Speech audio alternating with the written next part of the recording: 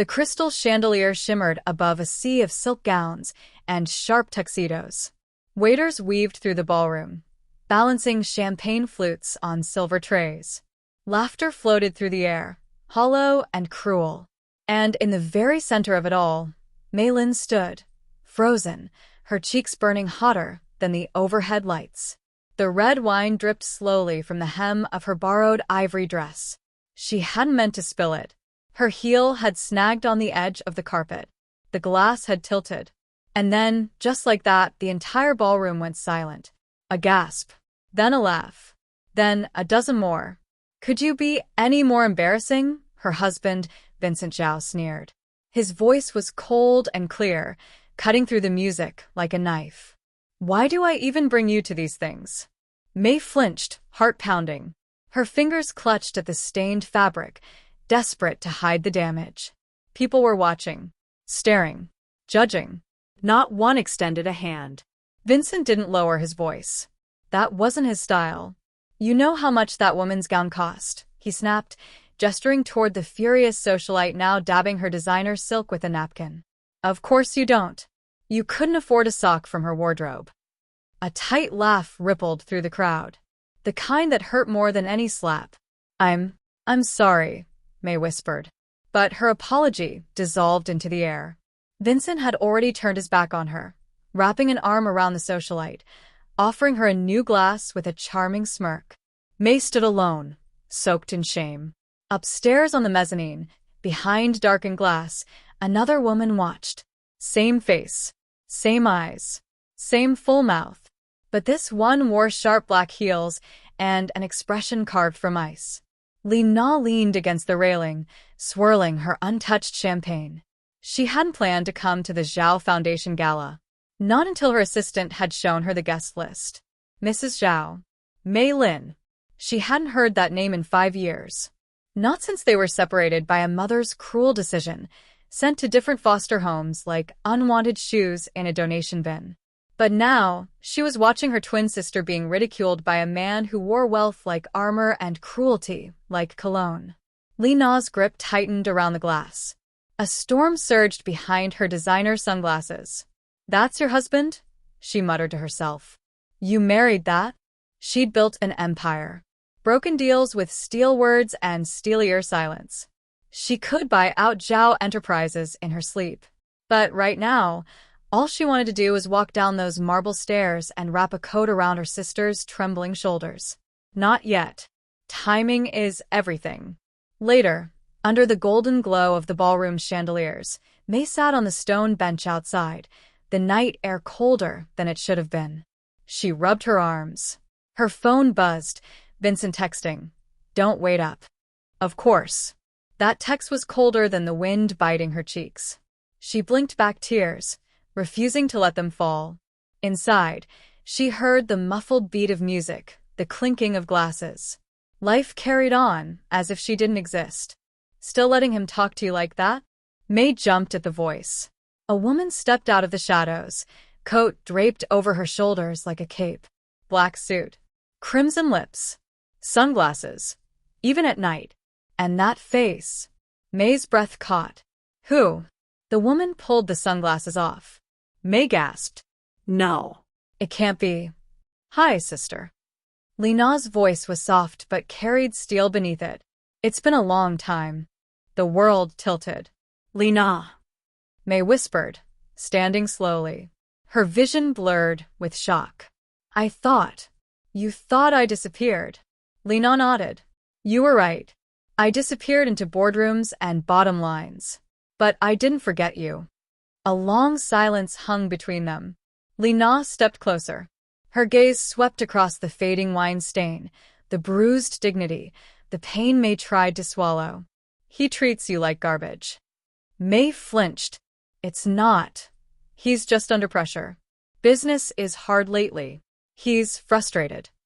"That's no excuse to humiliate you in public," Li Na said. "Or anywhere." Mei's lips trembled.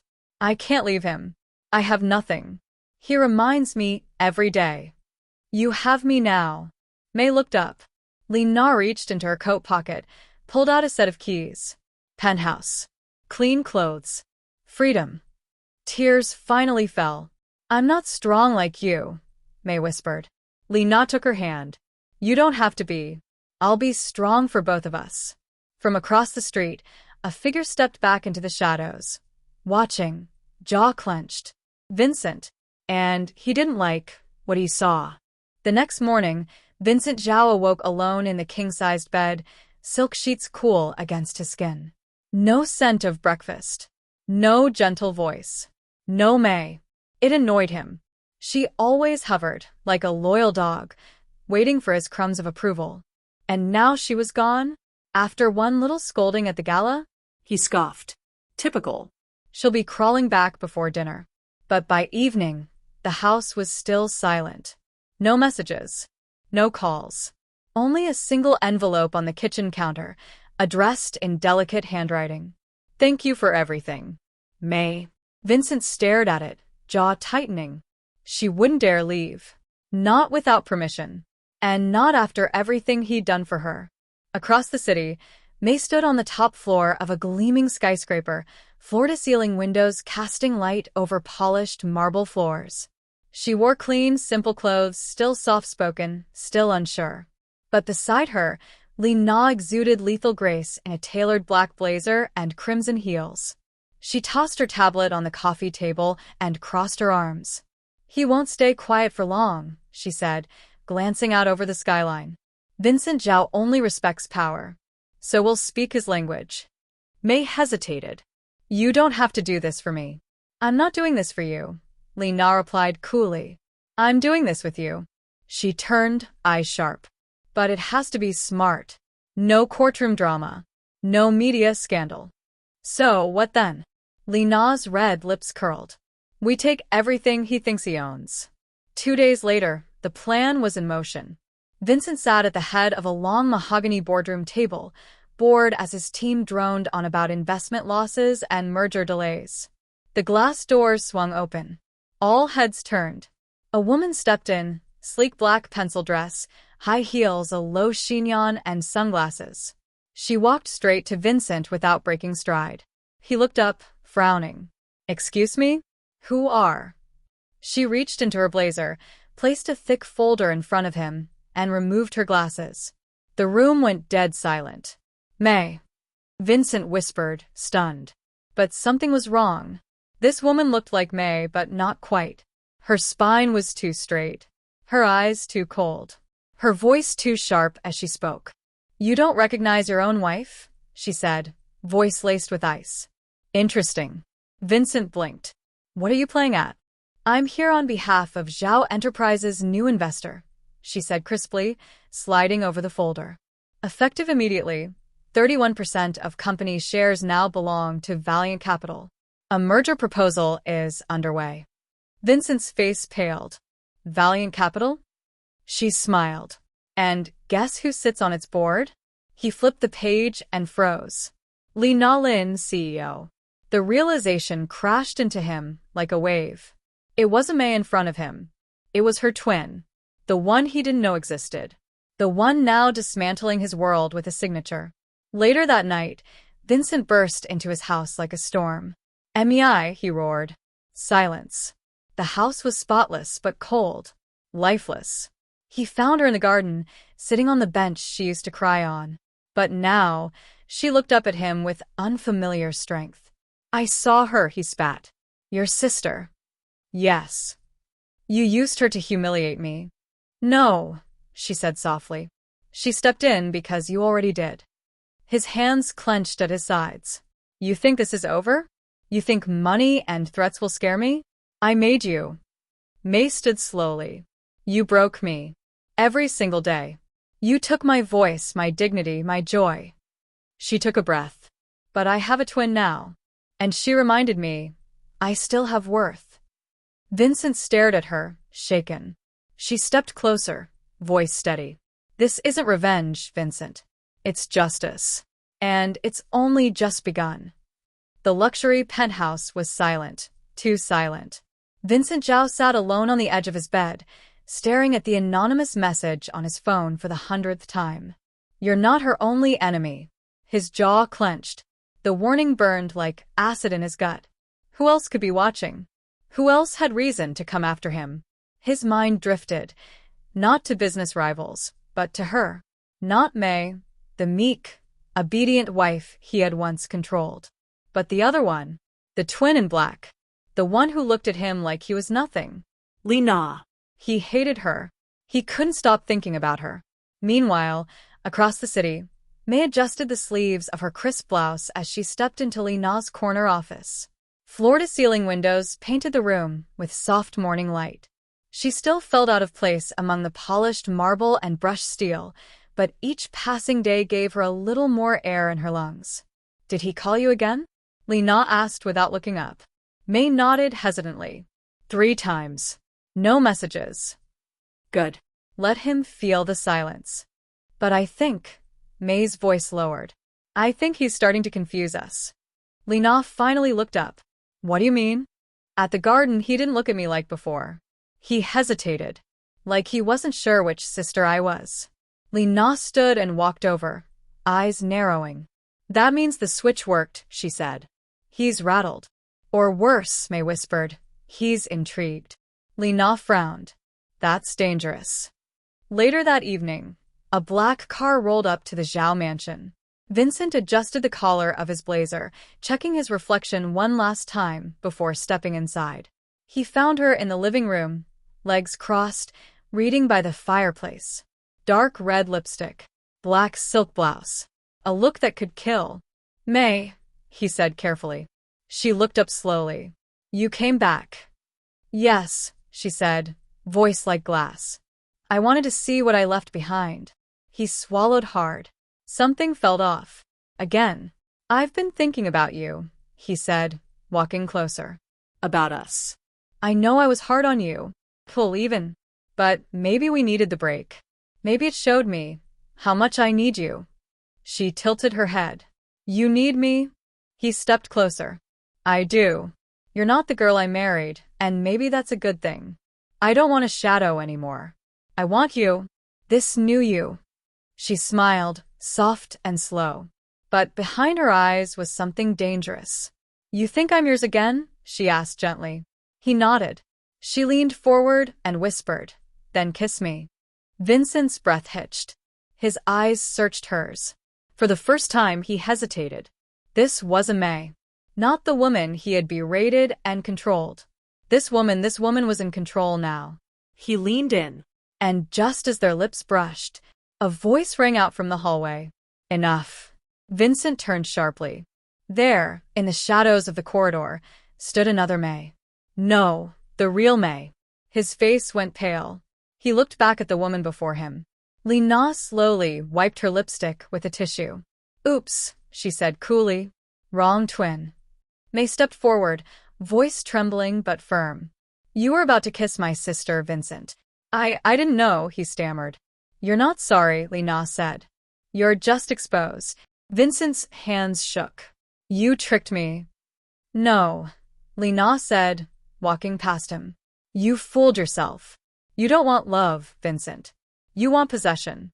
But I'm not someone's property, and neither is she. He reached out, grabbing May's wrist. Please, May. I made a mistake. I can change. I want you. May pulled her hand away. You don't even know who you were kissing. Cliffhanger. As the sisters turned to leave, a sharp crack echoed through the mansion. Glass shattered. A bullet had just pierced the living room window, landing inches from where Lena had stood. Vincent froze. May gasped. Lena didn't flinch. She turned slowly to face the broken window, then looked at May. It seems, she said coldly, this fight just got bigger than him. The sharp crack of shattering glass still rang in May's ears. For a moment, time stood still. The fireplace flickered. Vincent's mouth hung open in silent shock. And Lena, her black blouse rippling faintly from the air current of the bullet, stared at the shattered window like it had been a whisper, not a warning. May's voice was a shaky whisper. That was a gunshot. Lena's eyes narrowed. And it wasn't meant to miss. Vincent stumbled back, looking from the broken glass to the bullet embedded in the mahogany bookshelf. His hands were shaking. This is insane, he muttered. Who the hell is targeting us? Lena calmly retrieved her coat. Not us, Vincent. Me. 10 minutes later, the mansion was swarming with private security. Lena stood outside, phone to her ear, voice sharp and ice-cold. Check the surveillance footage. I want every license plate within 300 meters logged and identified. Whoever pulled that trigger was a professional, and professionals don't make mistakes unless they're sending a message. She hung up. Inside, May sat on the couch, her hands trembling in her lap. Vincent hovered behind her, but not too close. For once, he didn't know what to say. He wasn't in control anymore. Of her. Of anything. She almost died tonight, May whispered. Vincent's voice was low. You could have too. She turned slowly, her eyes wet but blazing. You still don't get it. That bullet wasn't the beginning. It was the consequence. When Lena re-entered the room, her presence was sharper than ever, like glass wrapped in silk. Who hates you enough to shoot at you? Vincent asked, forcing steadiness into his voice. Lena met his gaze with unflinching clarity. People who don't like women in power. Or people who have something to lose. Vincent scowled. So, what? This is some business rivalry? No, she replied, her tone dropping. This is personal. Her eyes flicked to May. We need to talk. May followed her to the study, leaving Vincent standing in the ruins of his control. In the study, the door clicked shut. Silence fell. May folded her arms. You knew something like this could happen, didn't you? Lena nodded. I've made enemies, May. But I didn't think they'd go this far. You think they're after me too? They were after both of us the moment I stepped into your life. May sat down slowly, voice trembling. Who is it, Lena? What are you not telling me? Lena took a deep breath, then opened the drawer of the desk and pulled out a thin folder, plain, cream-colored, and locked with a red string. She untied it carefully. Inside were 2 birth certificates. May froze. You and I, Lena began, were born into a lie. Flashback, 26 years ago. Their mother had worked for the Liang family, old money, secretive, ruthless. She'd been a maid who'd fallen in love with the heir. The affair produced twins.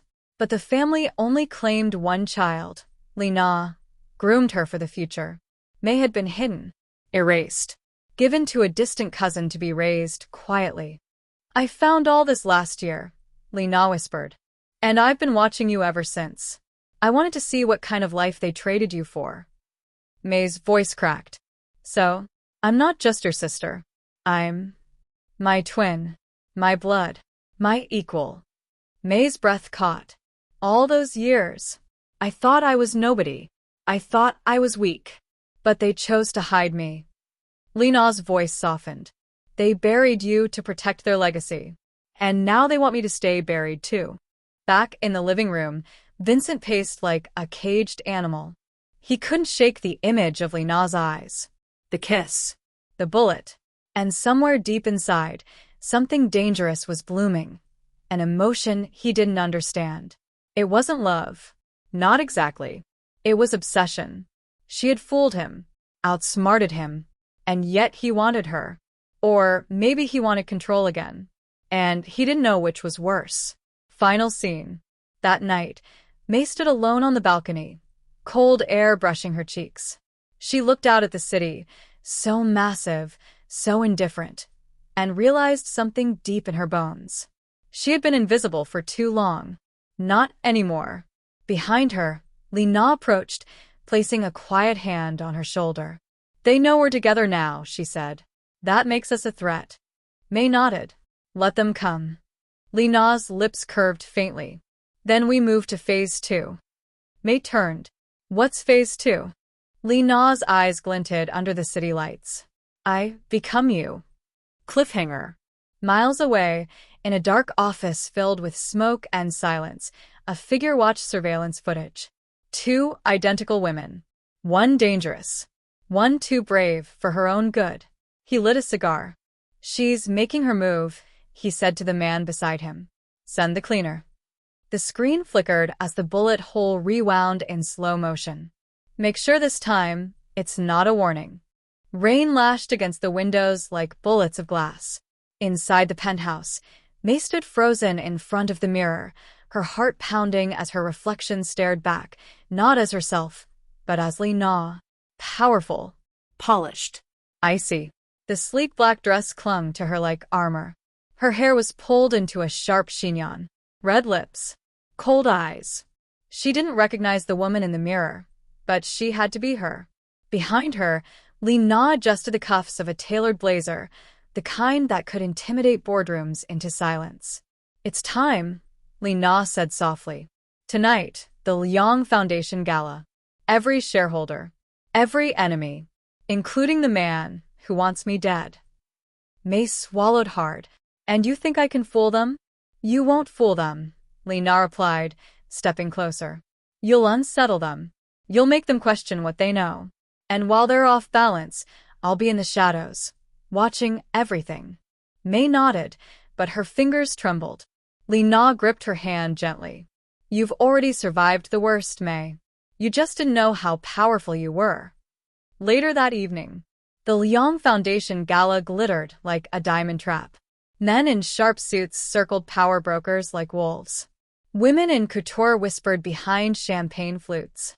Cameras flashed like warning shots. And into that charged room walked May as Li Na. Heads turned. Whispers spread like sparks. "She's here. She survived the attack. Look at her, untouchable." Vincent Zhao was already by the bar when he saw her. He stilled. Breath caught. There was a sharpness in her eyes tonight. A deadly calm. He crossed the room. "Li Na," he said, voice low, lips brushing her ear. "You look dangerous." May didn't flinch. "Good." His smile curled, but it didn't reach his eyes. "You never said goodbye the other night." She tilted her head. "You kissed the wrong woman. What's there to say?" Vincent chuckled, but his jaw twitched. "You're still angry," he said. "Even after all this? You and your sister, do you want to destroy me?" May met his gaze, heart thudding, her voice like silk wrapped around a dagger. "No," she said. "I want you to watch." From the balcony above, the real Li Na observed every move through a sniper lens, not to shoot, but to read, to track. Security guards dotted the exits. But she wasn't watching for Vincent. She was watching for the man behind the bullet. And then she saw him. The cleaner. Black suit. Gloves. Glasses. He moved like vapor, sliding toward the main hall. Her breath caught. He was heading for May. Back on the gala floor, Vincent gripped May's arm just a little too tightly. "You think you're safe because of her?" he hissed. "You don't know the world she's pulled you into." May leaned close, her lips barely moving. "She didn't pull me. I followed." Suddenly, her eyes locked onto someone approaching from the corner of the room. The man was nondescript, but his hands, his eyes, intent to kill. May's body reacted before her mind caught up. She stepped back, hard, knocking over a wine glass that shattered across the marble floor. The man paused. Just for a second. That second saved her. Because Li Na came out of nowhere, heels striking the floor like thunder. "Touch my sister," she said coldly, "and you'll leave in a body bag." The cleaner blinked, then vanished into the crowd like smoke. Security scrambled. The gala dissolved into murmurs. And Vincent, who had seen everything, suddenly understood the truth. He looked at May, shaken, heart pounding, face pale. "You're not her," he whispered. "You're May." May didn't answer. She didn't have to. Tears welled in his eyes, not of guilt, but of fear. The fear of losing her for Real. "I never wanted to hurt you," he said quietly. "But you did," May replied. "I thought you were weak. But you're not. You were never weak, you were just waiting." Vincent's voice cracked. "And now I don't wait anymore," May said. Final scene. Li Na drove them away from the gala in silence. City lights flickered on the windshield. Thunder rolled in the distance. May stared ahead, voice barely above a whisper. "You almost died because of me." "No," Li Na said. "I survived because of you." May turned. "Are we ready for phase 3? Li Na's expression darkened. "We are. And this time, we burn the family name that buried us both." Cliffhanger. Back at the gala, a discarded phone buzzed. The cleaner answered it. A distorted voice on the other end spoke just one sentence. Switch to the other sister. This time, kill Lina. The elevator doors slid open with a soft ding. Lina stepped into her penthouse, heels echoing across marble floors slick with rain tracked in from the storm outside. May followed silently, soaked to the skin, mascara smeared like bruises beneath her eyes. They hadn't spoken since the gala. Not since the cleaner tried to kill her. Not since Vincent had whispered her real name in front of a room full of secrets.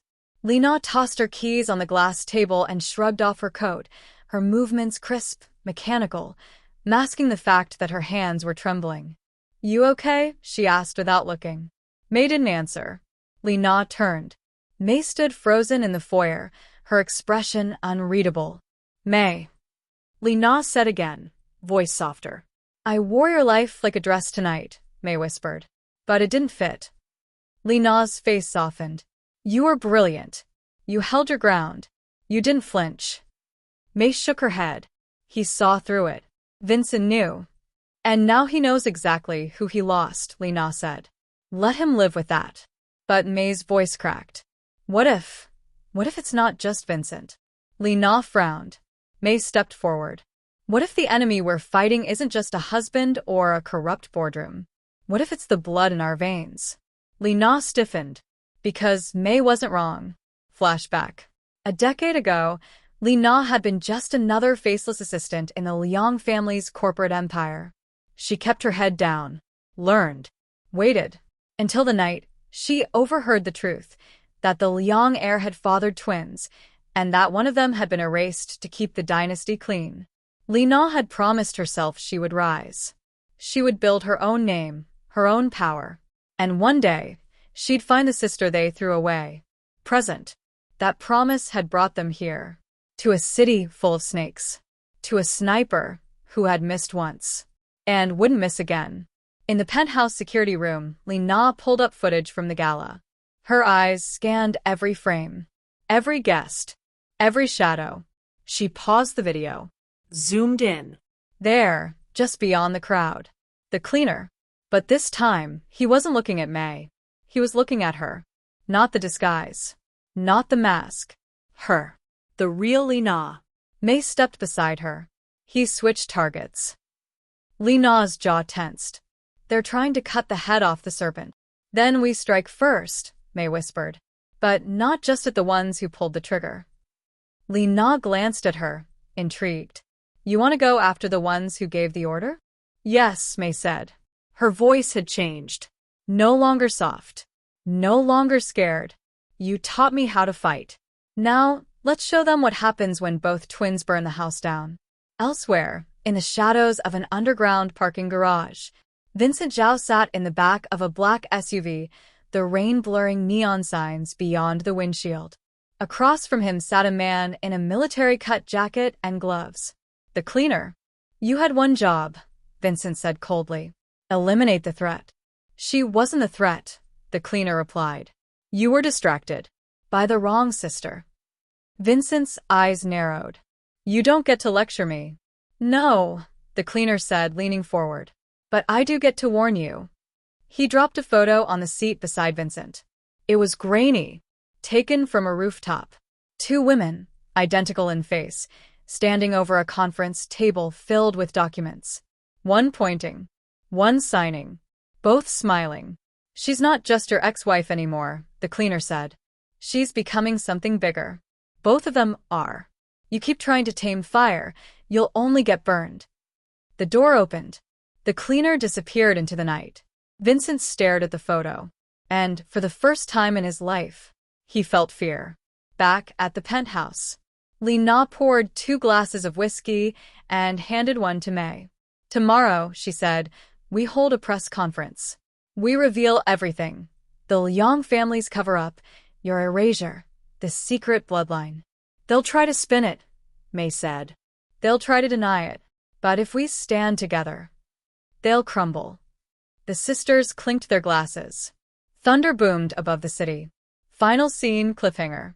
At a private airport hangar on the outskirts of the city, A black jet sat waiting. Inside, a woman in a veil lit a cigarette and picked up a folder labeled Project Gemini, Li Na Lin and Mei Lin. She smiled coldly. "Tell them," she whispered. "Mommy's coming home." The elevator doors slid open with a soft ding. Li Na stepped into her penthouse, heels echoing across marble floors slick with rain tracked in from the storm outside. Mei followed silently, soaked to the skin, mascara smeared like bruises beneath her eyes. They hadn't spoken since the gala.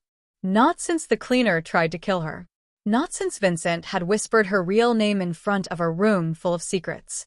Li Na tossed her keys on the glass table and shrugged off her coat, her movements crisp, mechanical, masking the fact that her hands were trembling. "You okay?" she asked without looking. Mei didn't answer. Li Na turned.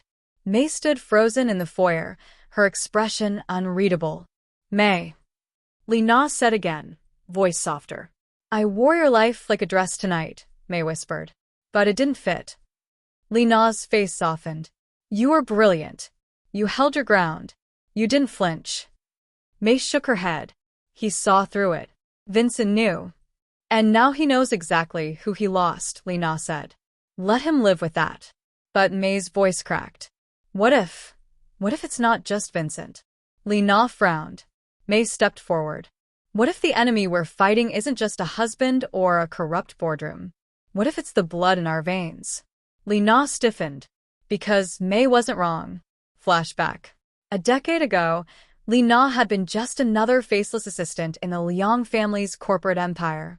She kept her head down, learned, waited, until the night she overheard the truth, that the Liang heir had fathered twins, and that one of them had been erased to keep the dynasty clean. Li Na had promised herself she would rise.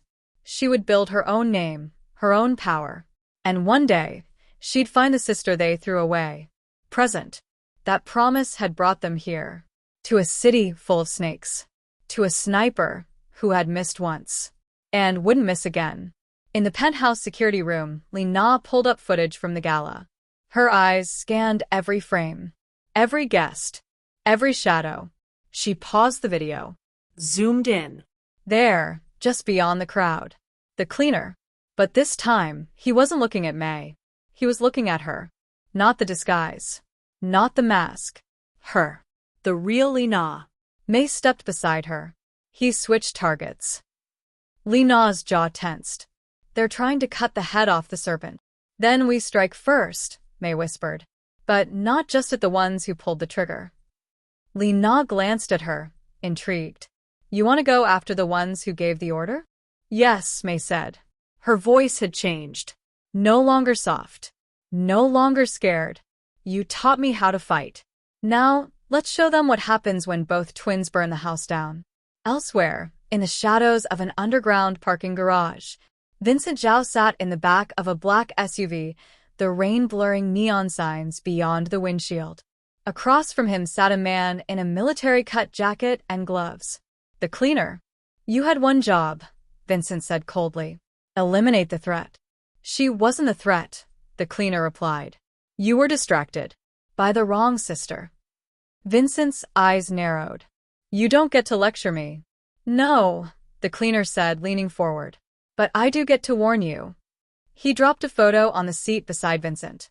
It was grainy, taken from a rooftop. Two women, identical in face, standing over a conference table filled with documents. One pointing, one signing, both smiling. "She's not just your ex-wife anymore," the cleaner said.